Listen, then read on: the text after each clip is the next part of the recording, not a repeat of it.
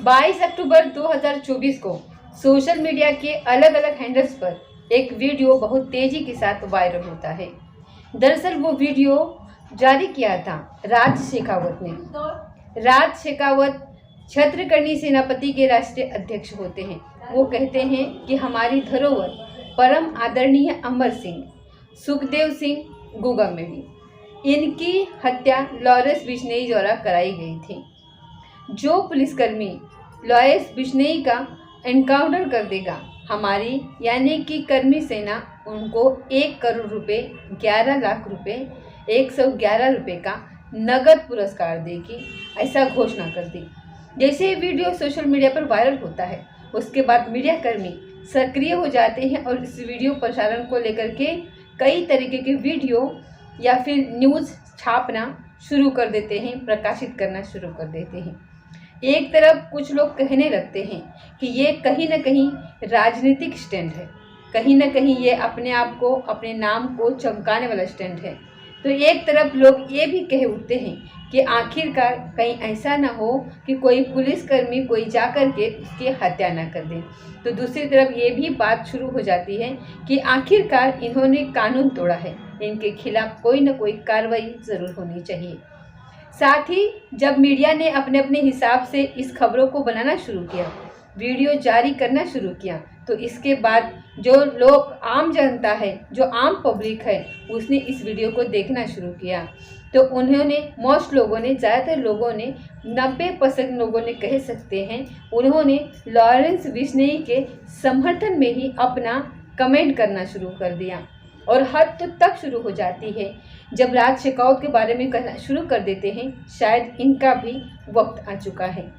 दरअसल लॉरेंस बिश्नोई पिछले 9 सालों से जेल के अंदर बंद है। ऐसी सलाखों के अंदर वो बंद है जहां पर एक सुई भी अंदर नहीं पहुंच सकती। तो आखिरकार कोई पुलिस वाला इतना बड़ा रिस्क क्यों लेगा? और क्या वाकई में सचमुच वो लॉरेंस बिश्नोई नहीं, जो बाहर सब कुछ चल रहा है, वो सब कुछ वही करा रहा है, या फिर उसके नाम का सहारा लिया जा रहा है? आज के इस कहानी के माध्यम से यही जानने की और यही समझने की कोशिश करते हैं। नमस्कार, स्वागत है आपका हमारे चैनल पर। आज की जो सच्ची घटना ये शुरू होती है, ये राजस्थान की राजधानी जयपुर से शुरू होती है। जयपुर का ही एक इलाका लगता है श्यामनगर, और राष्ट्रीय राजपूत करणी सेना के राष्ट्रीय अध्यक्ष सुखदेव सिंह गोगामेड़ी होते हैं, जो 5 दिसंबर 2023 के दोपहर लगभग 1 बजे के आसपास अपने ही घर के एक बैठक में बैठे हुए थे। इसी बीच में 3 शूटर आते हैं। तब तक उन्हें कोई जानता नहीं था कि ये वाकई में शूटर थे। वो तीनों आते हैं, आने के बाद सोफे पर बैठते हैं, बातचीत करना शुरू कर देते हैं, और बातचीत करने के दौरान ही इन्होंने अपने हाथों से हथियार निकाले, और हथियार निकालने के बाद एक के बाद एक लगभग 17 राउंड गोलियां चलाई जाती हैं। अब 3 शूटर में से 2 शूटर ऐसे होते हैं, वो तीसरे की भी हत्या कर देते हैं। साथ ही जब जा रहे थे, तो जाते जाते सुखदेव सिंह गोगामेड़ी के कनपट्टी पर बिल्कुल पिस्टल सटाते हैं और गोली मार देते हैं, यानी कि वो इनकी हत्या करने के लिए ही आए थे। और जब इत्मीनान हो जाता है कि ये मर चुके हैं, तो वहाँ से मौका पाते ही भाग जाते हैं। एक शूटर का नाम होता है रोहित राठौर, दूसरे शूटर का नाम होता है नितिन राठौर। ये लगभग 17 गोलियां चलाते हैं। यहाँ से भाग करके निकल ही रहे थे, यानी कि पुलिस इनका पीछा कर रही थी, ये आगे आगे भाग रहे थे, किसी न किसी चीज़ का सहारा ले रहे थे, और एक शहर से दूसरे शहर, दूसरे शहर से तीसरे, इस तरीके से चंडीगढ़ ये पहुँच जाते हैं। अब ये चंडीगढ़ पहुँचे भी नहीं थे 2 शूटर कि सोशल मीडिया पर एक पोस्ट बहुत तेज़ी के साथ वायरल होना शुरू हो जाता है। दरअसल पोस्ट होती है रोहित गोदारा उर्फ रावत रामस्वामी। रोहित गोदारा एक घोषणा करते हैं कि वो लॉरेंस गैंग का साथी है, और इस हत्याकांड को, यानी कि सुखदेव सिंह गोगामेड़ी की जो हत्या हुई है, वो उसी ने ही कराई है। उसने ही ये शूटर हायर किए हुए थे और उसी ने इनको भेजा था। उसके पीछे की जो वजह थी उसको डिटेल में वो नहीं बताता है। अब ये जिम्मेदारी बन जाती है पुलिस की। पुलिस अपना काम करती, उन्हें ढूंढने की कोशिश करती। अगले ही दिन ये 5 दिसंबर 2023 को यह हादसा हो जाता है, हत्या कर दी जाती है। अब ये 6 तारीख 7 तारीख लोग सड़कों पर उतर आते हैं बड़ी संख्या में। अब चाहे जयपुर हो, जोधपुर हो, उदयपुर हो, भीलवाड़ा हो, जिस शहर में देखो वहाँ पर बहुत तेज़ी से धरना प्रदर्शन, आगजनी, सड़कें जाम करना। तभी शायद तो ये 3 दिन पहले ही नई सरकार का गठन हुआ था। और फिर लोगों में जो उबाल फैलता है तो पुलिस के खिलाफ लोगों में बहुत ज़्यादा उबाल हो जाता है। लोग कह भी रहे थे कि पुलिस हमारे साथ है तो फिर हमें रोका क्यों जा रहा है। बस हमारा मकसद है सुखदेव सिंह गोगामेड़ी की जिन लोगों ने हत्या करी है उन्हें किसी भी कीमत पर बख्शा नहीं जाना चाहिए। जब तक न्याय उनको नहीं मिल जाता हम उनके डेड बॉडी को भी नहीं उठने देंगे, ना पोस्टमार्टम करने देंगे और न ही इनके अंतिम संस्कार होने देंगे। लोगों में कुछ इस तरीके का उबाल था, हजारों के हजार लोग इकट्ठे हो रहे थे, सड़कों की सड़कों भर रही थी और जगह जगह गुस्से का एक सामना करना पड़ रहा था पुलिस को, प्रशासन को, साथ ही सारे पुलिस वालों को। और इस हत्याकांड को लगभग 11 महीने का समय बीत चुका है। यह हत्याकांड हुआ था 5 दिसंबर 2023 को। और अब जो मैं ये कहानी सुनाने जा रही हूँ, अक्टूबर 2024 की वो 22 तारीख है। ठीक 2 महीने बाद यानी कि नवंबर और दिसंबर शुरू हो जाएगा। लगभग 11 महीने का समय बीत चुका है। लेकिन 11 महीने में अभी पिछले दिनों 5/9/2024 को इस मामले में चार्जशीट जरूर लगी है, लेकिन पुलिस वाले अभी किसी ठोस नतीजे पर, किसी ठोस अंजाम पर नहीं पहुंच पाए हैं, क्योंकि इस मामले में अभी कोर्ट की तरफ से कोई फैसला नहीं आया हुआ है। यही नहीं, अभी इस मामले में कोई ठोस फैसला नहीं आया है। लेकिन इसी बीच 12 अक्टूबर 2024 की बात है, मुंबई का एक बांद्रा इलाका है जहां पर अजित पवार गुट के एक नेता जो कि 3 बार विधायक रह चुके हैं, 1 बार के वो मंत्री रह चुके हैं और उनकी अपनी एक बड़ी शोहरत होती है, क्योंकि वो मुंबई में हर साल रमज़ान के महीने में इफ्तार पार्टी करते थे। और इफ्तार पार्टी के अंदर चाहे वो महाराष्ट्र प्रदेश के मुख्यमंत्री हो, नेता हो, या फिर केंद्रीय मंत्री हो, या फिर बड़े बड़े नेता लोग हों, ये आया करते थे। साथ ही फिल्म एक्टर, एक्ट्रेस भी वहाँ पर आया करती थी। हर कोई इंतज़ार करता था, जो बड़े नामचीन लोग होते हैं, कि हम भी इस इफ्तार पार्टी का हिस्सा बने। दरअसल वह इफ्तार पार्टी दिया करते थे बाबा सिद्दीकी। और बाबा सिद्दीकी की 12 अक्टूबर 2024 की रात लगभग 9:30 बजे के आसपास मुंबई के बांद्रा में एक जगह पर जब दशहरा पर्व मना रहे थे, कुछ लोग वहाँ पर इकट्ठे हुए थे। वो आते हैं और कहते हैं कि बाबा हमारे साथ पटाखे छोड़ोगे। वो कहते हैं कि ठीक है, क्योंकि दशहरा पर्व मनाया जा रहा था। और पटाखे छोड़ते छोड़ते इसी बीच में किसी ने लगातार गोली मारी और गोली मार करके हत्या कर दी। 3 गोली लगती है। हालांकि उनका बेटा भी उस वक्त उनके साथ था, जिसका नाम दिशांत सिद्दीकी होता है। जितान सिद्दीकी वो अपने ऑफिस में रुक जाते हैं। यदि उनके पास उस वक्त वो फ़ोन ना आता तो हो सकता है कि जो शूटर आए हुए थे वो उनकी भी हत्या कर देते। लेकिन मामला सोशल मीडिया पर बहुत तेज़ी के साथ वायरल होने लगता है। और जब वायरल होने लगता है तो लोग फिर बाबा सिद्दीकी के बारे में जानने की कोशिश में जुट जाते हैं कि आखिरकार बाबा सिद्दीकी कौन है। और जैसे ही बाबा सिद्दीकी के बारे में जानने की कोशिश की तो नाम आता है सलमान खान का। दरअसल सलमान खान जो बॉलीवुड के एक दिग्गज अभिनेता भी रहे हैं, अब ये बताते हैं कि उन्होंने बड़ी संख्या में बड़े बड़े हीरोइन की, बड़े बड़े हीरो की, एक्ट्रेस की बड़ी मदद की हुई है। और इसके बावजूद भी 14 अप्रैल 2024 को उनके घर, जो कि बांद्रा में ही है घर, अलग से एक अपार्टमेंट है, इनके नाम से वो जाना जाता है, वहाँ पे 5 राउंड गोलियाँ चलाई जाती हैं। और 5 राउंड गोली चलने के बाद नाम लिया जाता है, यानी कि कोई जिम्मेदारी लेता है कि हम लॉरेंस गैंग के हैं। वैसे भी लॉरेंस गैंग में उनको धमकी दी हुई थी, चेतावनी दी हुई थी कि आप माफ़ी मांग लीजिए, नहीं तो फिर आपको मार दिया जाएगा या फिर आपको नुकसान पहुंचा दिया जाएगा। ऐसे ही बाबा सिद्दीकी अभी पुलिस किसी ठोस नतीजे पर नहीं पहुंची थी कि एक पोस्ट सोशल मीडिया पर बहुत तेज़ी के साथ वायरल हो जाती है और उस पोस्ट में जिम्मेदारी ली जाती है कि हम लॉरेंस गैंग के मतलब लड़के हैं। अब चाहे सलमान खान के घर पर गोली चलाने वाली बात हो, चाहे वो बाबा सिद्दीकी की हत्या करने वाली बात हो, या फिर सुखदेव सिंह गोगामेड़ी की हत्या करने वाली बात हो, उनके ही जो गुंडे होते हैं जो सोशल मीडिया पर आते हैं, खुलेआम ये चेतावनी देते हैं कि इस काम को हमने अंजाम दिया है।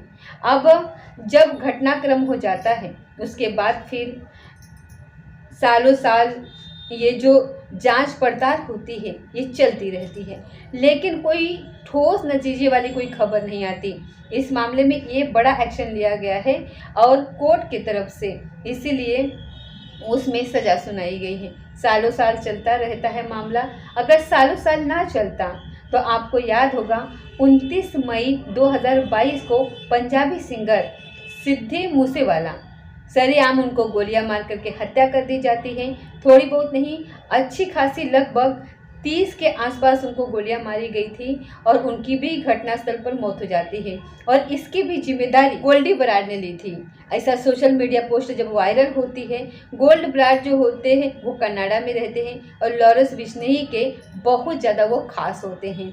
तो जब भी नाम आता है वो लॉरेंस बिश्नोई का ही नाम आता है, लेकिन लॉरेंस बिश्नोई अभी तक कहीं सीधे सीधे मामले में ये नहीं कहा कि मैंने उसे मारा है, क्योंकि वो कह भी नहीं सकते, क्योंकि वो जेल में बंद हैं। अब क्षेत्रीय करनी सेना के राष्ट्रीय अध्यक्ष राज शेखावत ने 1,11,11,111 रुपये की नगद पुरस्कार की घोषणा कर दी है। वो कहते हैं कि कोई भी पुलिसकर्मी लॉरेंस बिश्नोई का इनकाउंटर कर देगा तो हम उसको नगद पुरस्कार देंगे। दरअसल लॉरेंस बिश्नोई गुजरात के साबरमती जेल में है और साबरमती की जेल के अंदर पिछले कुछ महीने से या कुछ सालों से वहाँ बंद है। उससे पहले वो दिल्ली में रहे थे, उसके बाद वो अलग अलग जेलों में बंद है। अब कोई आदमी ऐसा कदम क्यों उठाएगा? ये जिम्मेदारी पुलिस को ही दी गई है। पुलिस को ये कहा गया है कि आप इस काम को कर दीजिए, हम ये पुरस्कार आपको दे देंगे। यदि कोई पुलिस वाला इस तरीके की हिम्मत भी जुटाएगा तो वहाँ पर कैसे जाएगा? ऐसे जेल के अंदर जहाँ पर एक सुई भी नहीं जा सकती। या तो ये जो ये बोला गया है, जज्बात में आके बोला गया है कि हमारे ही एक बड़े आदमी यानी कि सुखदेव सिंह गोगामेड़ी की जो हत्या कर दी गई है, उनके वजह से उस दर्द की वजह से जैसे जी रहे हैं, वैसे लॉरेंस बिश्नोई का जीना समाज के लिए बिल्कुल भी ठीक नहीं है। ये खतरा है पूरी तरीके से, इसीलिए पूरी दहशत फैली हुई है। या फिर ऐसा हो सकता है कि कहीं ना कहीं समाज में जो दहशत फैली हुई है वो दहशत हमेशा के लिए ख़त्म ही हो जाएगी अगर लॉरेंस बिश्नोई नहीं रहा तो। लेकिन ऐसा कदम कौन उठाएगा और क्यों उठाएगा? एक बात आपको बताते चले कि जिन जेलों में रह कर के लॉरेंस बिश्नोई ने कई इंटरव्यू भी दिए हैं, उनके पास मोबाइल भी देखे जाते हैं। ऐसा भी दावा किया जाता है कि वो पाकिस्तान के किसी व्यक्ति से फ़ोन पर भी बातचीत किया करते हैं, किसी पत्रकार से वो इंटरव्यू भी करते हैं। यहाँ तक तो ठीक है, लेकिन बात जब आती है जेल में रहकर ये सब कैसे पॉसिबल हो सकता है, तो एक बार का किस्सा मैं आपको ज़रूर सुनाना चाहूँगी। बहुत साल पुरानी ये बात है। हम एक बार एक व्यक्ति की मुलाकात करने के लिए जेल में जाते हैं। उसको खीर बहुत ज़्यादा पसंद होती है। जो खीर ज़्यादा पसंद थी तो हम अपने घर से खीर बना करके लेके जाते हैं। मेन गेट पर ही हमको रोका जाता है और पूछा जाता है कि इस टिफ़िन के अंदर क्या है।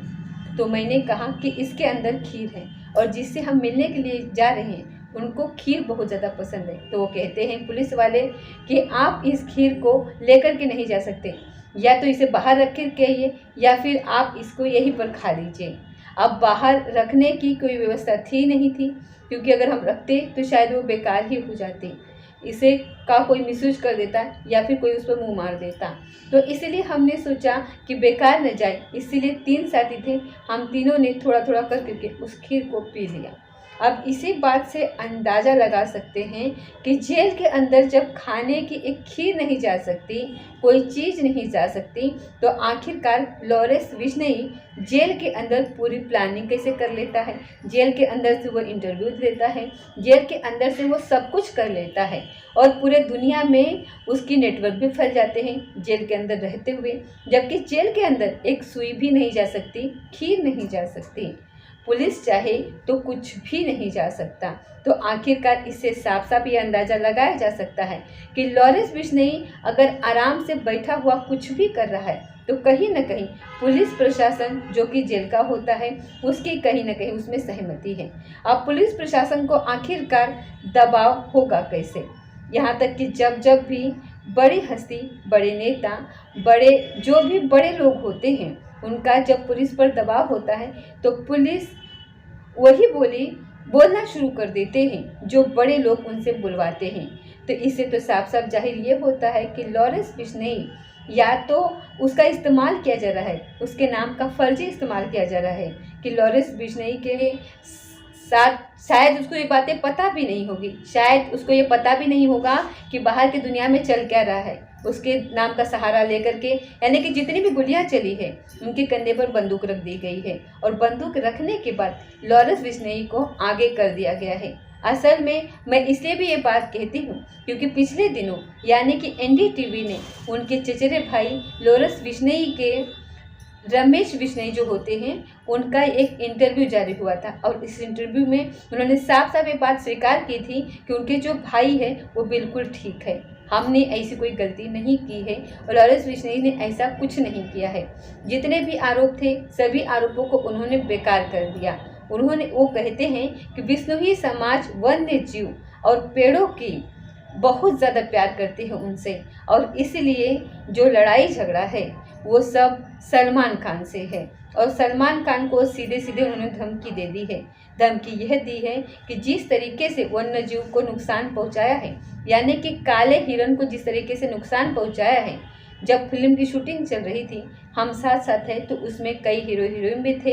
इसी बीच में ये दावा किया जाता है कि इन्होंने एक काले हिरन का शिकार कर दिया था और काले हिरन का शिकार करने पर बिश्नोई समाज इस बात से बहुत ज़्यादा नाराज़ हो गया था क्योंकि वो वन्य जीवों और पेड़ पौधों से बहुत ज़्यादा प्रेम करते हैं, उनकी रक्षा करते हैं, उन्हें किसी भी तरीके का नुकसान नहीं पहुंचाना चाहते, ना किसी को पहुंचाने देना चाहते हैं और इसीलिए शायद उनकी कई सैकड़ों की संख्या में लोगों ने जान भी दे दी है उन पेड़ पौधों की और वन्य जीवों की रक्षा करने के लिए। एक बीच में आरोप एक वीडियो वायरल होता है, सलीम खान जो कि सलमान खान के पिता होते हैं वो कहते हैं कि ये सब पैसों के लिए किया जा रहा है। तभी जो इनके चचेरे भाई होते हैं लॉरेंस बिश्नोई के जिनका नाम रमेश बिश्नोई होता है वो कहते हैं कि पैसों की तो बात बिल्कुल भी न की जाए, पैसों की कोई कमी नहीं है। लगभग 110 किले ज़मीन है, किला बोलते हैं ये राजस्थान के साइड में और किला भी एक किला बड़ा होता है 7-8 बीघे का या फिर उससे भी ज़्यादा का होता है। तो ये ज़मीन की संख्या भी उनके पास अच्छी खासी है और अच्छी खासी जिसके पास ज़मीन हो उसके पास पैसे की कमी नहीं होती। और बचा हुआ एक हिस्सा शेयर करते हैं कि जब ये मामला ज़्यादा हाईलाइट हुआ था, शुरुआत के दौर की बात है, तब सलमान खान के परिवार के किसी व्यक्ति ने लॉरेंस बिश्नोई को एक चेक दिया था कि आप चेक भर लीजिए और इस चेक को भरने के बाद आप जो भी रकम मांगेंगे हम दे देंगे, लेकिन आप किसी तरीके का मामला पुलिस में मत करिए। लेकिन बिश्नोई समाज ने कोई पैसे नहीं लिए थे, ना तो पैसे की डिमांड करी थी। डिमांड है तो सिर्फ एक है कि यानी कि सलमान खान फिल्म अभिनेता बस माफ़ी मांग ले, माफ़ी मांगने के बाद सब कुछ खत्म हो जाएगा। लेकिन ये बात अब माफ़ी मांगने तक नहीं रही क्योंकि बात है मूंछों की लड़ाई। एक तरफ बिश्नोई समाज अपनी बात पर अड़ा हुआ है क्योंकि वो वन्य जीव और पेड़ पौधों से बहुत ज़्यादा प्यार करते हैं और इधर सलमान खान का जो परिवार है वो कहता है कि नहीं, माफ़ी किस बात की, माफ़ी नहीं मांगी जाएगी। यही कारण है कि लगातार चाहे महाराष्ट्र सरकार हो या फिर केंद्र सरकार हो, सुरक्षा को लेकर के सलमान खान के वो तमाम तरीके के इंतज़ाम कर रही हैं और कहीं ना कहीं उन्हें खतरा भी बना हुआ है। अब ऐसी स्थिति में क्या लॉरेंस बिश्नोई जेल के अंदर से सब कुछ काम कर रहा है या फिर लॉरेंस बिश्नोई के कंधे पर बंदूक रख करके चलाई जा रही है। ये बात शायद कभी सामने ना भी आ पाए, क्योंकि जब लॉरेंस बिश्नोई के भाई रमेश बिश्नोई से पूछा गया तो उन्होंने कहा कि ये जिस तरीके से उनका नाम लिया जा रहा है, उनको बदनाम किया जा रहा है, यानी कि उन्हें बिल्कुल पूरी तरीके से फंसाया जा रहा है। लॉरेंस बिश्नोई का इसमें कहीं से कोई तक भी कोई नाम नहीं है। और कहते हैं कि किसी एक और कहानी इसमें है, जो छोटी सी कहानी है इसमें, कि एक आईपीएस ऑफिसर, एक सीधे सज्जन व्यक्ति नाम के व्यक्ति हैं, उन्होंने कहा कि मुझे एक गुंडे ने धमकी दी है। तो वो कहते हैं कि पुलिस से बड़ा कोई गुंडा नहीं हो सकता, आखिरकार पुलिस के रहते हुए तुम्हें कोई धमकी दे ही नहीं सकता। इस तरीके की जब आईपीएस ऑफिसर ने बात कही थी तो ये बात बिल्कुल सही है।